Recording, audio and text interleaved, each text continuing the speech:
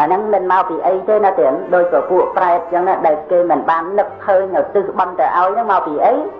មកអំពីកម្មរបស់ខ្លួនឯងជាប្រែតហ្នឹងផងដែរអាហ្នឹងជាសំខាន់ហ្នឹងគឺវានៅលើកម្មរបស់ខ្លួនឯងមនុស្សយើងហ្នឹងអញ្ចឹង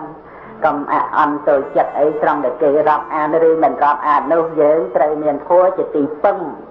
គឺមានខ្លួនឯងដែលមានបញ្ញាប្រព្រឹត្តបប្រតិបត្តិដែលថាវិបស្សនាហ្នឹងជាទីពឹងហ្នឹងដែលយើងត្រូវបានដឹងថាមានតែធម៌នេះឯងជាទីពឹងដើម្បីឲ្យយើងរួចផុតពីលោកនេះដែលពោពេញទៅដោយសេចក្តីទុក្ខត្រង់ដែលអ្នកដទៃ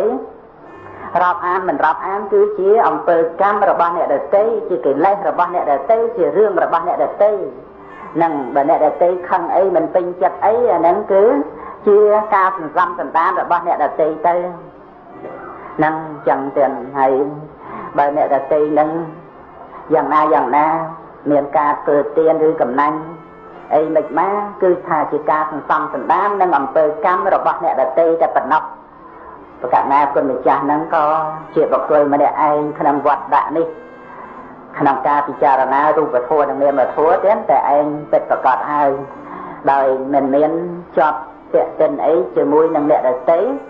ក្នុងការដែលធ្វើនៅអំពើកម្មឬការសន្សំក្នុងសន្តានឬការទទួលផលវិបាករបស់កម្មឬដោយការកើតដោយចាស់ជារាក្រំគ្រាជាធិមរណៈអីហ្នឹងគឺតែឯងដោយអត់មានអ្នកដទៃណាចែករំលែកបានឡើយ